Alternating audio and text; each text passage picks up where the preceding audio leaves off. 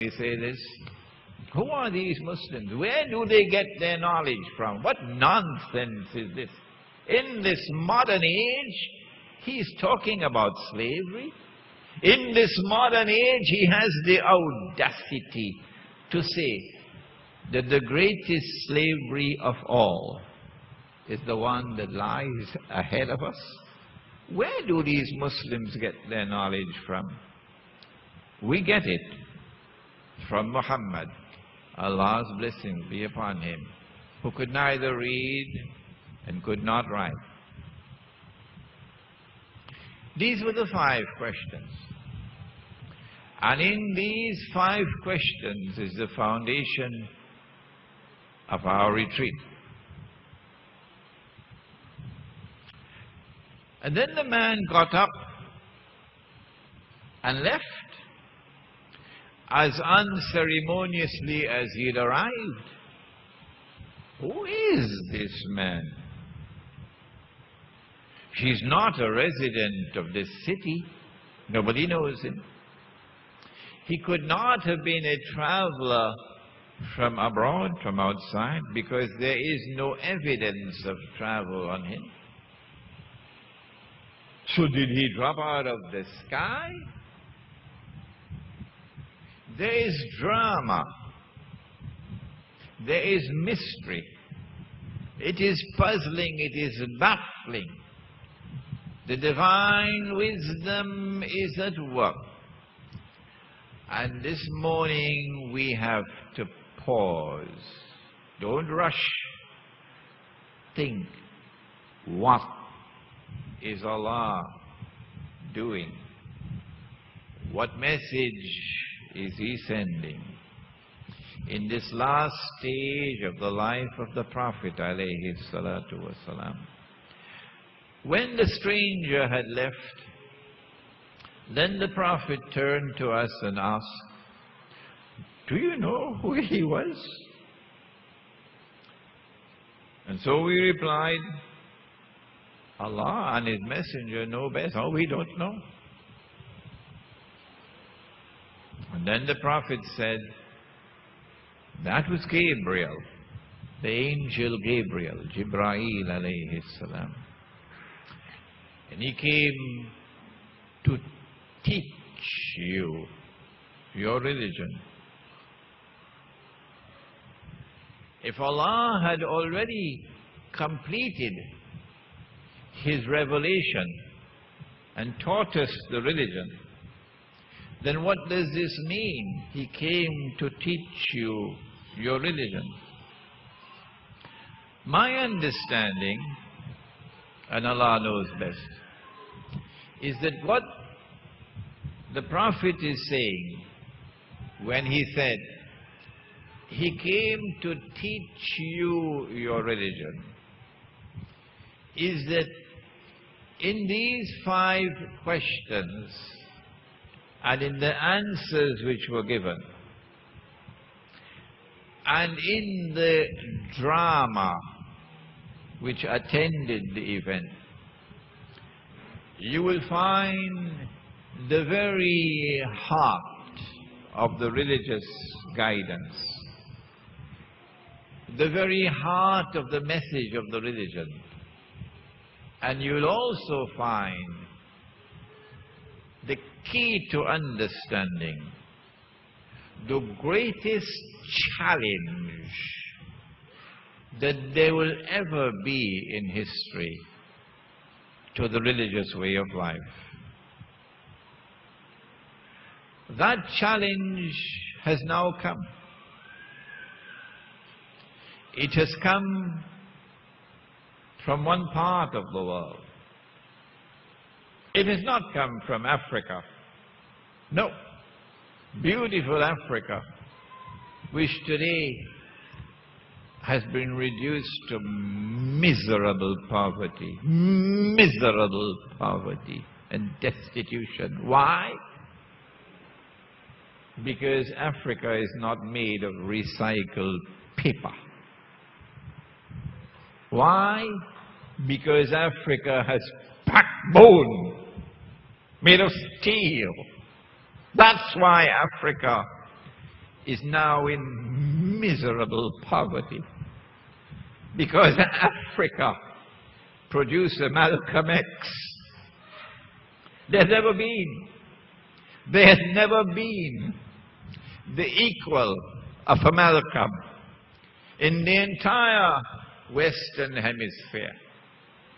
In all through history, there's never been the equal of a Malcolm X. He never went to Al-Azhar University. No. He couldn't speak Arabic. No. But Malcolm had a backbone made of steel. And Malcolm was not afraid to stand up to the slave master. And if Malcolm were alive today, he would look to the White House and say, there's another house slave. And that's why Africa today is in miserable poverty. Around the world today, from the study of these 5 questions and the answers given, we can not only recognize but also understand what's going on in the world. This is the importance of the subject of signs of the last day. And the reason why Allah subhanahu wa ta'ala chose to send the angel at the end of the life of the Prophet alayhi salatu wasalam, when he had just a few days left to live, about 80 days left, 81 days. The reason why he sent angel Gabriel alayhi salam at this last stage of the life of the Prophet alayhi salatu wasalam, because herein, in this event, is the key to the understanding of the last age. Prophet Muhammad alayhi salatu wasalam spoke profusely, giving many, many more signs. The slave woman, of course, we're going to have to come back to her. Why does she have to give birth to her mistress? Why not her master? And how can a slave woman give birth to one who is going to rule over her? It's going to tickle your intellect in this retreat. But for those who seem to be blind and cannot see, and continue to preach Islam with a message we've heard again and again and again and again, so that now we are, excuse me, we're yawning. Oh, we've heard it already. But they refuse to touch this subject. We ask them, did he not say that when the last age comes, women would be dressed and yet be naked? Did you not hear that? When last have you gone to a shopping mall? Is that not here now? Women are dressed and yet naked? When the world is moving in that direction, you see which way I'm pointing. Women are dressed and yet naked. Tell me, what kind of intellectual acumen do you have that you insist that we must remain a part of mainstream society? Huh? No. If that's the direction in which they are moving, we're going to move in the opposite direction.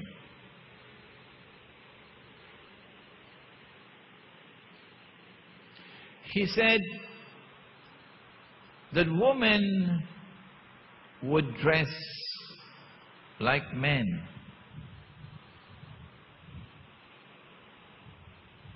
When last have you gone to the bank? Do you see them how they are now required to dress? There was a woman who was working in the Hilton Hotel in Port of Spain in Trinidad a couple of years ago. The manager, I believe, is a Muslim. But we're not concerned with him now. But Hilton Hotel decided that these are our rules, that you have, as a woman, to come to work dressed with a jacket and with trousers or with a tie. And she refused. She said, no, I don't want to dress like that. I'm a woman. I'm not comfortable with that. Do you have any problems with my work? No, no, no. You're a very good worker. We're proud of you. But unless you're prepared to abide by our dress code, we can't have you. It would be bad for the image of the Hilton Hotel for a woman to appear dressed like a woman.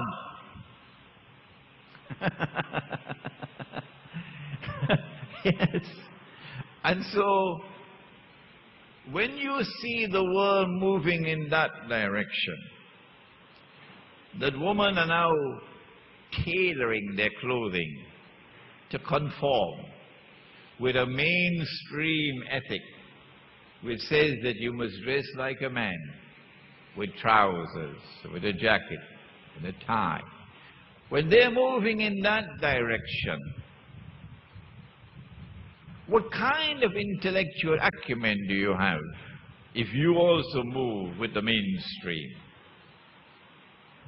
We say, when they are moving in that direction, we must move in this direction, so that our women would truly and enchantingly be women.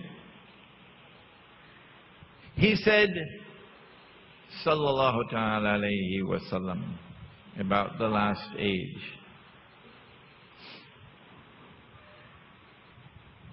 that men, don't be annoyed with me. Don't be annoyed with me. I'm just quoting what the Prophet said.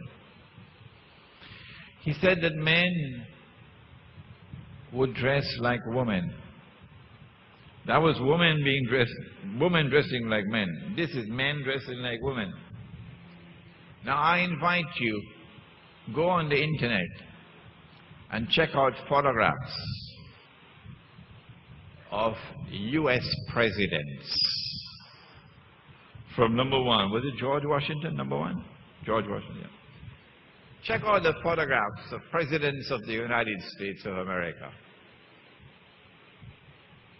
And as you go through them one by one, one by one, one by one, suddenly you will ask yourself, where did the barber come from? Because, hey, the beard is going. Every president had a beard. But look at the photographs. They all had beards. Every president of the United States had a beard. And if at that time there was a man without a beard, now let me teach you a local expression now. So you'll take this back with you. And a child were to see a man without a beard, the child will say to his mother, Mama, look a boo-booty.